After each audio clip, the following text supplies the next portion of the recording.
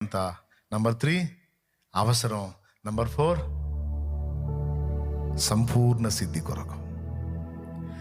కాల్చబడకపోతే స్వర్ణం విలువ పొందలేదు, చీల్చబడకపోతే మేఘం వర్షాన్ని ఇవ్వదు.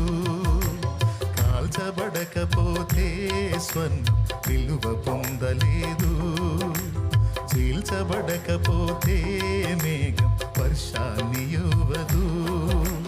దున్నబడకపోతే భూమి పంటనివ్వలేదు, చెక్కబడకపోతే శిల్పం కాదు.